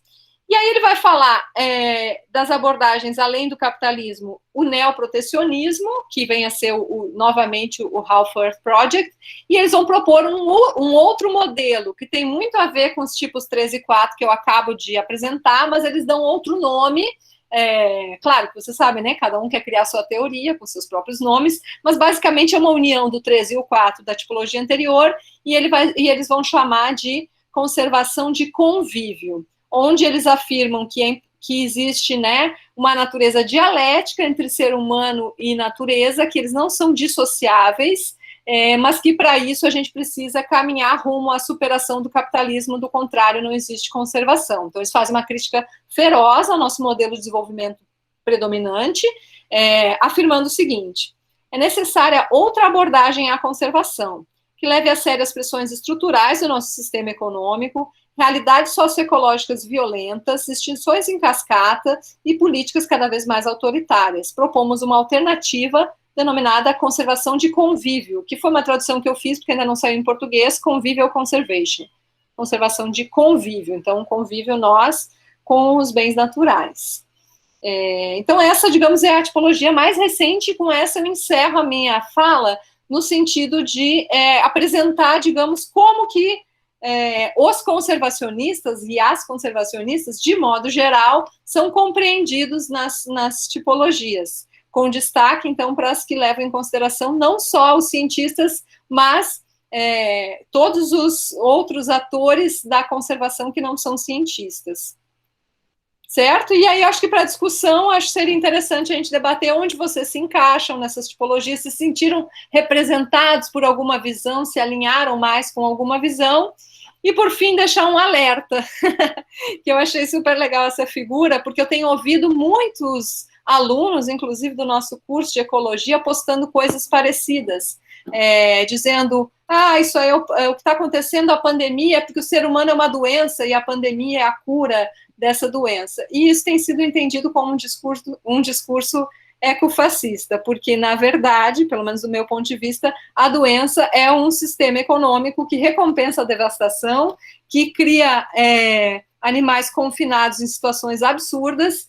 E outro dia eu falei em outra live que eu estava participando, que hoje nós estamos confinados por causa do confinamento dos animais. Então, fazendo uma provocação, mas a ideia é a gente cuidar com essa generalização e pensar mais de forma estrutural. Quem está morrendo é quem menos se beneficia do sistema e quem tem menos poder para mudar. Então, não vamos individualizar, né, e vamos pensar na estrutura, e que a estrutura, ela molda as estratégias de conservação, entre outras coisas.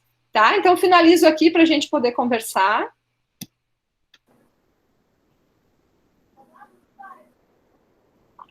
Excelente, Cris. Pessoal, eu queria ver vocês agora. Tem muita gente calada aqui, 25 pessoas na sala, né?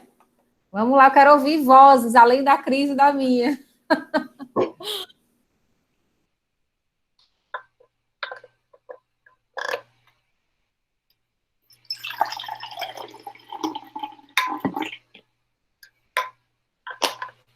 Sim, Murilo.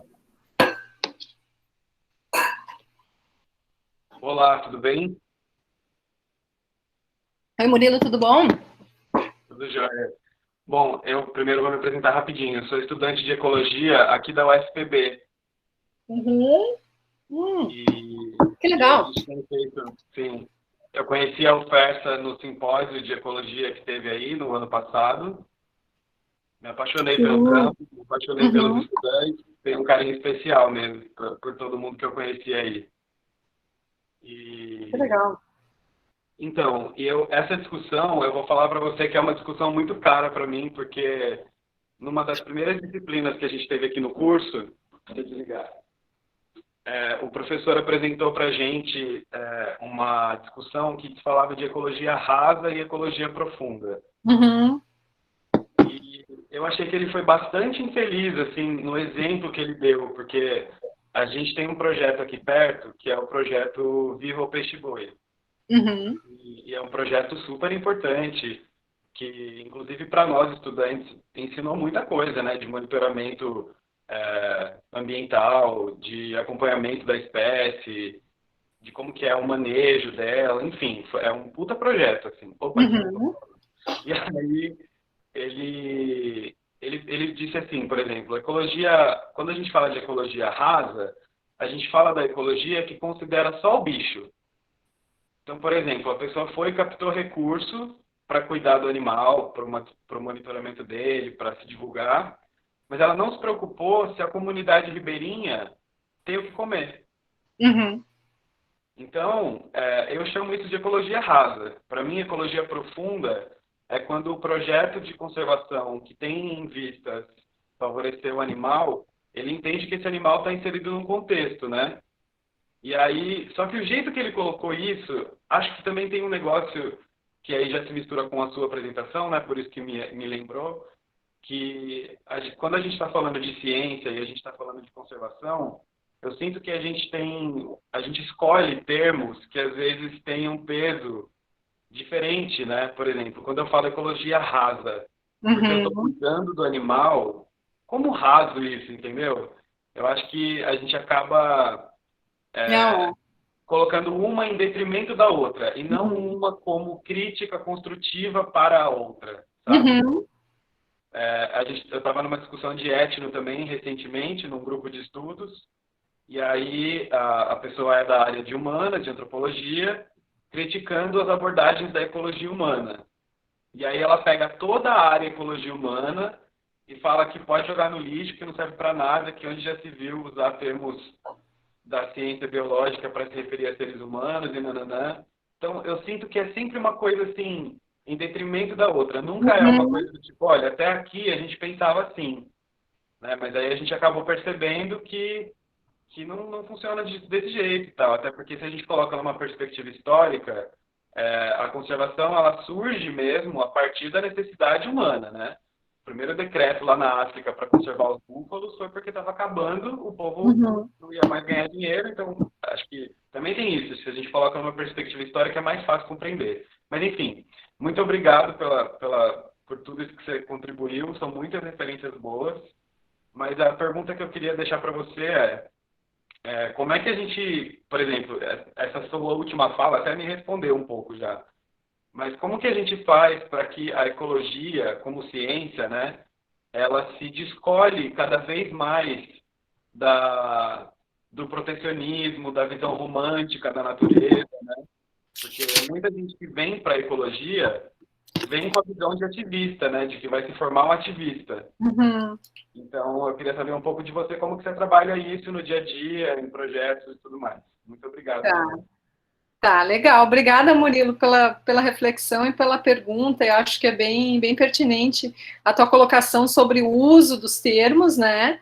E até me surpreendeu, porque ecologia profunda também remete a uma outra coisa, né? Uma escola de pensamento que é super, hiper biocêntrica. Mas, por exemplo, ecologia humana, eu também, claro que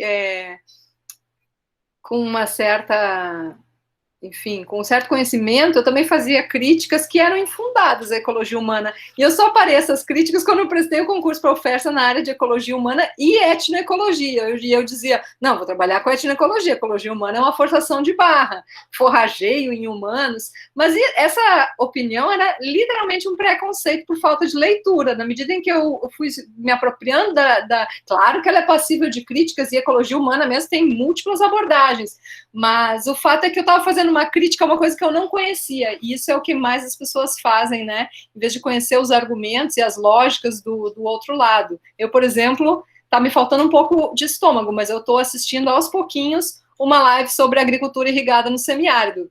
E eu não partilho muito, não partilho em nada, né, dos argumentos do agronegócio, mas é importante conhecer, avaliar os dados, né, para a gente, inclusive, poder fazer uma crítica fundamentada. Acho que é isso, tá? E a pergunta é como, né? Como? Então, eu acho que a minha experiência foi muito marcante, então eu tento fazer o mesmo. Eu descobri por mero acaso que não existia só a Fortress Conservation. Por quê? Porque eu fazia biologia na URGS, no milênio passado, e a gente não vê isso na graduação em biologia, outra visão que não seja a da biologia da conservação clássica, que é esse modelo excludente das populações tradicionais. E como eu estava falando no começo da nossa live, foi por um mero acaso, eu sempre conto essa história porque foi acaso. Eu fui para o Congresso de Unidades de Conservação, que é um congresso que segue, hoje não tanto, mas à época, nos anos 90, seguia tal e qual a cartilha da Fortress Conservation. Só que eu não tinha dinheiro para pagar a inscrição. E aí eu fui, porque a galera arranjou um ônibus e não sei o quê, e chegando lá eu não conseguia entrar. E como eu não conseguia entrar e precisava crachá magnético, nunca tido num congresso tão elegante, eu fiquei do lado de fora e tinha várias bancas de livros. Eu disse, pô, vou ficar lendo os livros aqui nas banquinhas. E tinha justamente a banquinha no PAUB, que é o núcleo de pesquisa do professor Diegues. E ali naquela banquinha eu me sentei dias, e o rapaz da banquinha de saco cheio que ninguém ia ali, porque obviamente ninguém queria os livros do Diegues naquele evento, que sabia quem ele era, né? O rapaz disse, tu não cuida aí pra mim? Eu disse, cara, eu cuido, que eu vou ficar aí até o fim da semana mesmo, vou dar uns rolê na cidade, mas eu cuido da banquinha aí sim. Inclusive eu vou ler, o que tu me indica? E ele me indicou O Mito Moderno da Natureza Intocada, e eu saí de lá nunca mais querendo ser uma conservacionista clássica. Então, veja, por acaso eu fui tocada com essa outra visão. Então, eu estou fazendo toda essa prosa sobre a minha experiência pessoal para dizer que, em primeiro lugar, isso tem que estar nos cursos de graduação, como a gente tem na oferta Ecologia Humana. É apenas uma disciplina que mostra a possibilidade de conservar, incluindo os humanos. Então, acho que, minimamente, os biólogos da conservação, os cursos que têm um pé firme nas ambientais, têm que fazer esse debate social. Então, eu acho que um bom caminho já é esse, né? Os currículos têm que ser revistos, que estão desatualizados. Isso que eu estou falando aqui para vocês, muita gente nunca ouviu falar na vida, e eu sei disso, porque até mesmo muita coisa eu pesquisei para fazer esse capítulo de livro. Então, eu acho que uma das saídas é essa. Outra é aproximar esses sujeitos que fazem ecologia no campo, como, por exemplo, os produtores agroecológicos, para dentro da sala de aula, para dentro da universidade. Então, a extensão também tem um papel nisso aí, entender outras formas de conhecimento. Então, por exemplo, agora a gente tem a Feira Agroecológica dentro da UFERSA, agricultoras e agricultores com um rico conhecimento para compartilhar. Então, eu acho que é isso, sabe? Aproximar a universidade da sociedade e mexer nos currículos já ajuda. Não resolve tudo, mas acho que ajuda expor os danos do modelo de conservação, que eu não quis colocar aqui, porque acaba, enfim, indo para outro debate, mas, assim, tem dossiês sobre violação de direitos humanos feitos pela conservação, e essas violações vão desde expulsões até estupros, na África, em projetos ambientais financiados pela WWF. Então, guarda-parques, né, quando as populações precisam daquela lenha para cozinhar, chantageando as mulheres que, enfim, né, iam ser multados ou sei lá o quê. Então, até violência sexual envolve o modelo de Fortress Conservation. Então, as pessoas saberem disso, eu acho que já é um bom começo, porque aí não vão lá todas felizes assinar um abaixo-assinado por uma unidade de conservação sem saber se as populações que vão ser atingidas estão de acordo. Acho que, em síntese, é isso.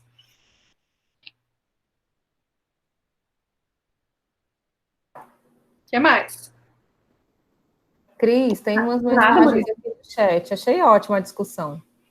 Tem umas mensagens aqui, eu não sei se você chegou a ver. Tá, vou procurar aqui, mas vai dizendo. Daniel colocou assim, desculpa, Danilo, você mencionou a conservação participativa da biodiversidade juntamente com os povos indígenas. Você conhece alguma dessas participações de conservação da biodiversidade junto a esses povos aqui no Rio Grande do Norte?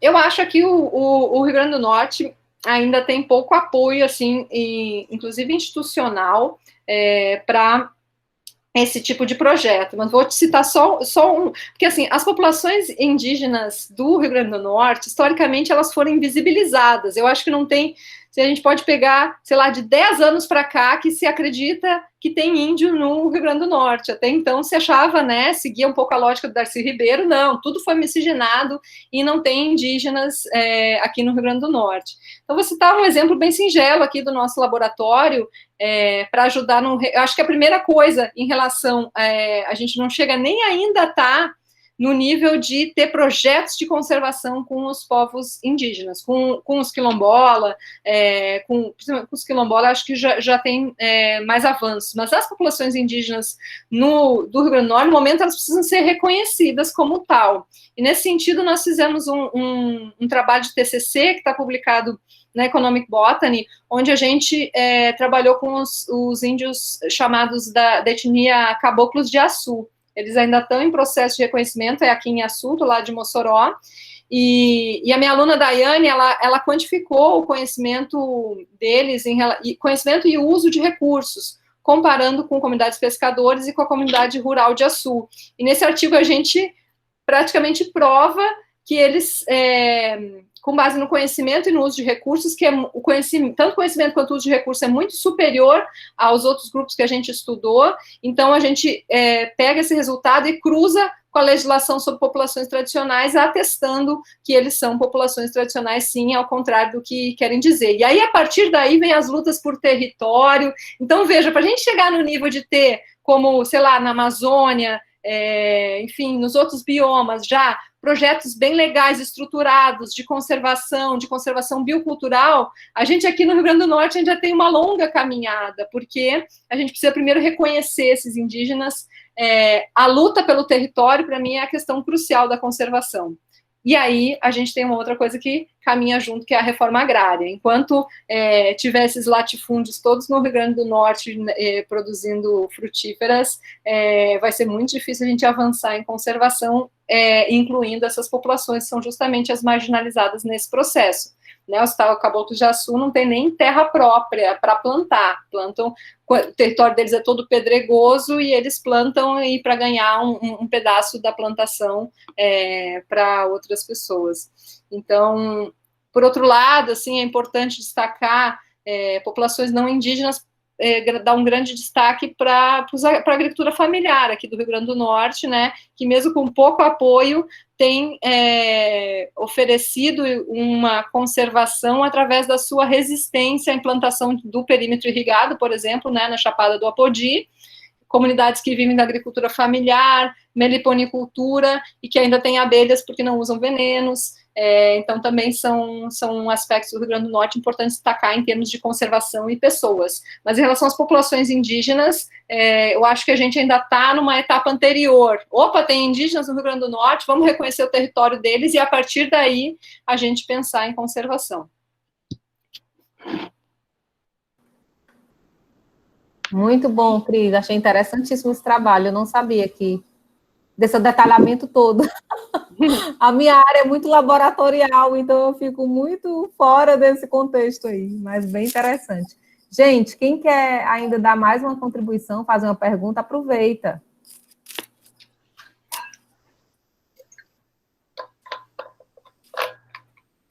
Ninguém mais? Cris, você quer dar um fechamento aí? Umas palavras. Ninguém quer perguntar mais nada, pessoal? Temos 15 minutos ainda para reflexões. Eu não tenho mais nenhuma pergunta. Mas... Não precisa ser pergunta, mas, enfim, se quiserem compartilhar mais alguma coisa.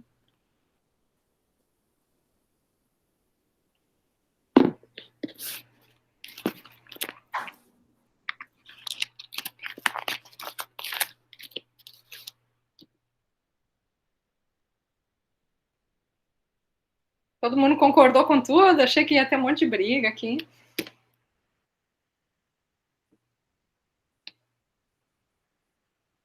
Danilo?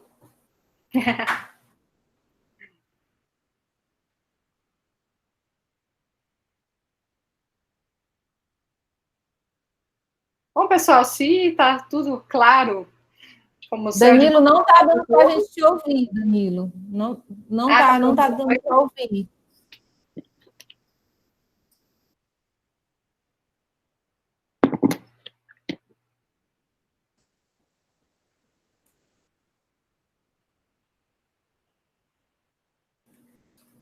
Continua mudo, eu não sei se é aí no seu microfone.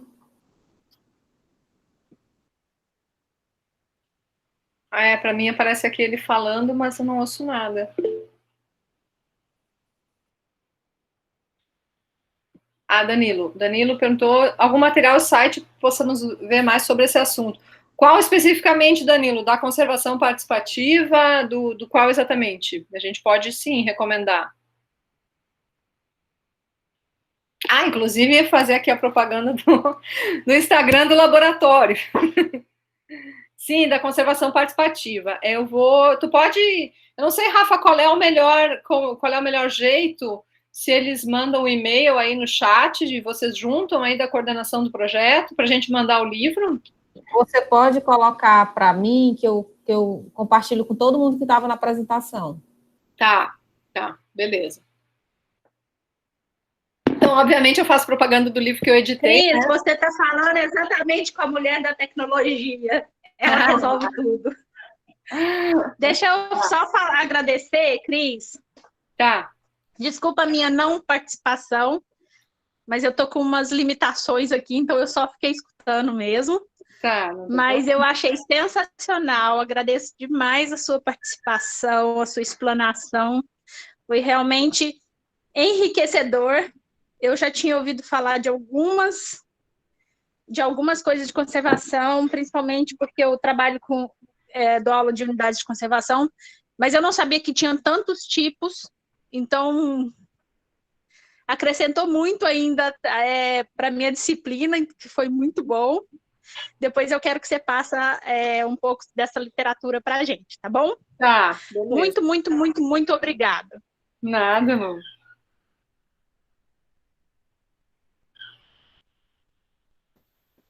Mais alguém? Então, tudo bem, eu passo o livro para ti, Rafa, e tu compartilha com o pessoal, é isso? Compartilho, exatamente. E, claro, tem outras, né? Tem muita gente produzindo coisas interessantes, né? Você pode compartilhar uma pasta no Drive e eu copio o material e mando para o pessoal, entendeu? Se tiver link, enfim, coisas que você acha que sejam interessantes para eles. Assim, dando um pouco que eu ia falar um pouco do Instagram do nosso laboratório, não é só para fazer propaganda, mas é porque, assim, as páginas que a gente segue lá são de grupos de pesquisa que vêm produzindo, em boa parte, assim, na perspectiva, né, que a gente falou hoje, da conservação participativa. Então, não só para fazer a nossa propaganda, que é o leb.fersa, leb.fersa, mas também todas não, mas boa parte das páginas que a gente segue, tanto de movimentos sociais quanto de laboratórios, são grupos que vêm trabalhando nessa perspectiva que eu defendo, né, que é a conservação participativa da biodiversidade. Então, acho que de lá já sai alguma coisa e a gente pode também selecionar alguma bibliografia para compartilhar com vocês, sim. Cris, eu agradeço muito, foi muito legal, achei, assim, muita novidade para mim. Tem muita coisa dessa que, embora eu seja bióloga de formação, eu nunca vi na minha vida. Até como você falou, né? Quando eu fiz biologia, não tinha nada dessas coisas tão claras, assim, não tinha esses dados todos. Então, abriu muito a minha cabeça, muitas coisas. Muito obrigada. Eu queria abrir mais aí 30 segundos para quem quiser falar e dar as palavras finais aí para a Cris fechar para a gente. Alguém quer falar alguma coisa? Manu, Yasmin, Luiz Gustavo, Ananda, alguém quer falar? Gabriel. Não façam isso nas aulas, viu? Que é muito ruim para o professor ficar nesse silêncio profundo. Eu vou agradecer a Cris. Fica naquela, será que entenderam tudo ou não entenderam nada? Será que eles estão aí, né? Eu vou agradecer a Cris pela excelente palestra dela, porque realmente a visão que a gente tem de formação, para quem é biólogo década de 90 e pouco, 2000, é uma conservação excludente, né? Uma conservação que exclui o ser humano do papel de conservação. Então, para se você conservar, você tem que excluir totalmente a figura humana para que aquele ambiente, aquela espécie, aquele lugar possa realmente ser conservado. E a gente vê que não é bem assim, né? Uma coisa participativa, e que o ser humano ele está embutido aí no ecossistema, e é assim que deve ser, né? Uma visão bem diferente. Eu trabalho com ecologia, com poluição, com essa parte também, não diretamente com conservação, mas é uma coisa que amplia muito a nossa visão, né? Essa visão não totalmente antropogênica, mas também não totalmente voltada para a conservação somente da espécie não humana. Eu acho que a união desses dois indivíduos, desses dois grupos, é bem benéfica. Obrigada, Cris, pelos seus conhecimentos, foi muito bom. E abração para todos e valeu, gente. Cris, quer finalizar aí? Bom, tudo bem. Então, eu agradeço a contribuição de todo mundo que participou, né, respondendo o chat e trouxe questões legais aí para a gente debater, trouxe novos conhecimentos, novas abordagens, até que no início da minha fala. Também fico, né, disponível para dúvidas através do meu e-mail, que posso passar aqui no chat. E destacar que a gente aqui, claro, tem gente de outros locais, mas pensando no nosso semiárido, que é o semiárido mais populoso do mundo, com 29 milhões de pessoas, não dá para pensar a conservação tirando essa galera, não, pessoal. A gente tem que desenvolver estratégias que envolvam as populações, principalmente as populações rurais, o que sobrou das populações indígenas, envolver esses sujeitos que foram excluídos, seja pelo desenvolvimento ou seja pela conservação. Então, pensar, né, agora fazendo recorte da nossa instituição, da UFERSA, né, que historicamente vem fornecendo, provendo conhecimentos para alimentar o agronegócio. Está na hora de pensar o papel social da UFERSA, não só para esses atores, mas sim para os pequenos agricultores, que basicamente produzem o que a gente consome, né? 70% do que a gente consome. Enfim, queria fazer essa reflexão sobre o semiárido, né? Da impossibilidade de pensar a conservação sem pensar nas pessoas. E finalizar agradecendo, né, o convite do projeto, que é um projeto fantástico, convidar todo mundo para continuar acompanhando as lives do projeto, se cuidando nessa quarentena, não esmoreçam aí, e aproveitem essa oportunidade, né, que está tendo tantas lives legais. Eu já estou sentindo a síndrome da live perdida, porque eu não consigo acompanhar tudo que eu gostaria, mas acho que está acontecendo muita coisa legal, assim, online, grátis, curso, palestra. Então aproveitem nessa oportunidade para ampliar os conhecimentos. Eu espero que hoje tenha servido para isso também, tá? Obrigada, pessoal. Um abraço a todos e a todas, e fico à disposição. Vou colocar aqui meu e-mail no chat para quem precisar ou quiser conversar. Também convido todos a visitarem a página lá do Instagram, onde a gente divulga nossas atividades. A gente tem feito, inclusive, discussões abertas, né, discussões de artigos. Nós discutimos semana passada o papel da agroecologia no mundo pós-Covid. Então, todos convidados, né, a acompanhar as atividades do nosso laboratório e participar, tá bom? Obrigada. E, para finalizar, gente, eu queria também dar um agradecimento em nome da coordenação do projeto, dizer que é muito bom quando a gente vê tanta gente aqui interessada e gente ainda chegando, né? Então, muito obrigada a todos, e eu vou passar para vocês depois todo o material que a Cris me passar, tá bem? Só um aviso sobre os certificados: a gente está coletando o nome de todos que estão participando e estamos emitindo esses certificados aos poucos, porque já foram muitas palestras, e só agora que a gente conseguiu estruturar melhor o projeto para gerar esses certificados. e que já começaremos também a divulgação da próxima palestra, que será a semana que vem. Então, esse projeto a gente não quer que acabe nunca. Né? Assim, cada vez a gente fica mais apaixonada. Ele pode, no máximo, mudar de nome, mas esses encontros virtuais são muito agradáveis, a gente aprende muita coisa legal. Viu? Muito obrigada, Cris, novamente, viu? Pela sua didática e principalmente por ter aceito o nosso convite, tá bom? Beleza. Vou fechar aqui a gravação, gente, e já agradeço. Tá bom. Tchau, pessoal. Valeu, viu?